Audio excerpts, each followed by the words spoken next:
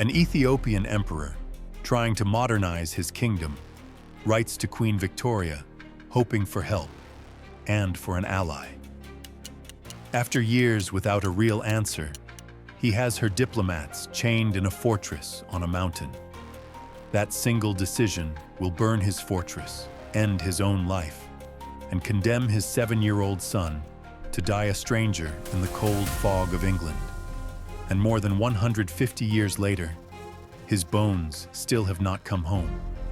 This is the heartbreaking story of Magdala, the mountain fortress in Ethiopia, where a father's pride became a life sentence his child could never appeal. And the tragedy of one small prince still haunts us today. You're watching AguPast, always genuine, unchanged past. Subscribe for the histories that still hurt. On February 11th, 1855, a warrior named Haile Georgis was crowned Emperor Tewodros II of Ethiopia. He was a man of immense vision, a devout Christian who sought to drag his ancient kingdom into the modern age. He did not just want to rule, he wanted to stand equal to the great powers of the West. On October 29, 1862, Tewodros wrote a long, respectful letter to Queen Victoria. He appealed to her as a fellow Christian ruler, asking for skilled craftsmen, gunsmiths, and technical experts to help modernize Ethiopia, and hoping for a closer Christian alliance with Britain.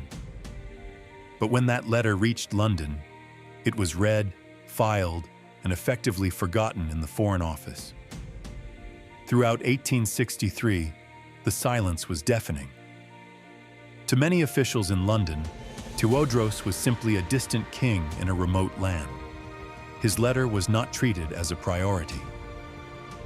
On January 4, 1864, wounded pride turned into blinding rage.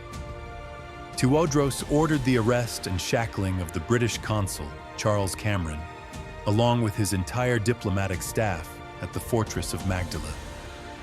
He wanted an answer. He wanted respect. Instead, he started a clock that could not be stopped. 1 year passed, then 2, then 4. While the British diplomats languished in the dark dungeons of Magdala, Tewodros waited atop his mountain fortress for a letter that never seemed to come. To London, the delay was largely the result of colonial bureaucracy and arguments over cost. But to Tewodros, those 1,400 days of silence were 1,400 daggers to his ego. Cut off and under growing pressure, his rule grew harsher, with brutal punishments and violent reprisals against those he saw as traitors. When the British finally answered, they did not send a letter. They sent 44 war elephants and 13,000 bayonets. It was far too late for diplomacy, and far too late to save the sanity of a king. In January 1868, a massive military machine under General Robert Napier landed on the coast of Ethiopia.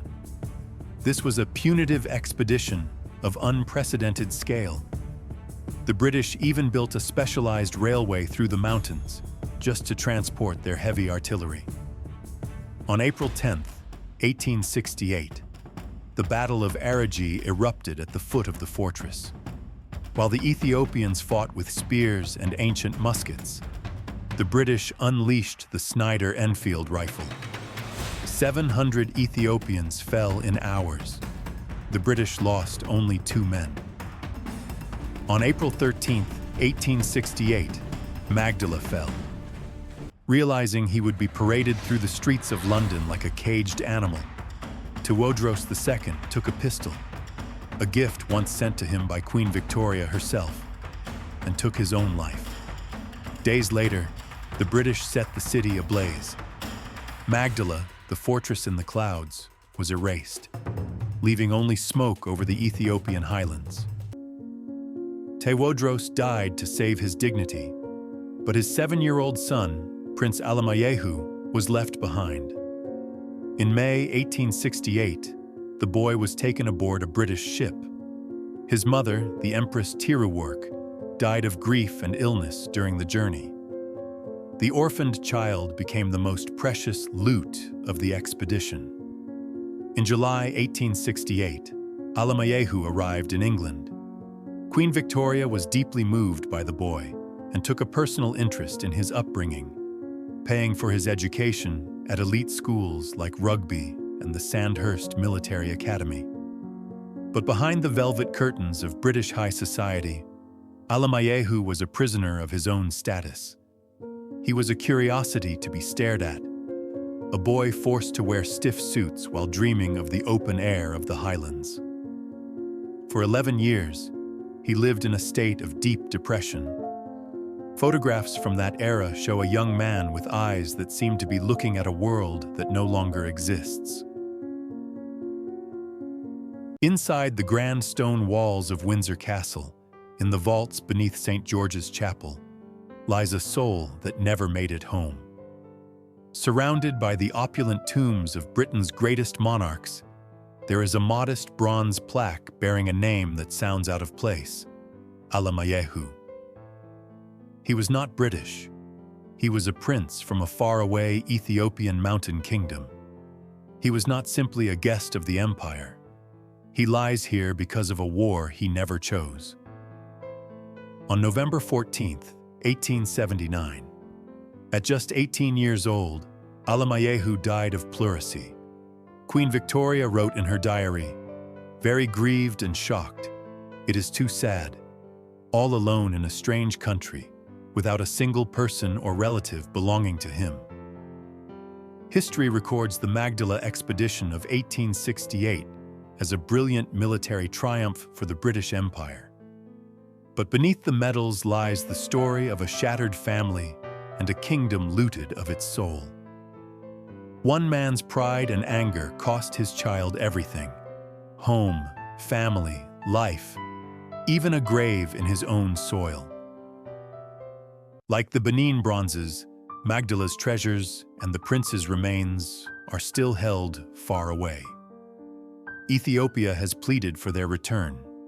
In 2007, and again in 2023, the Ethiopian government formally requested that Prince Alemayehu's remains be returned.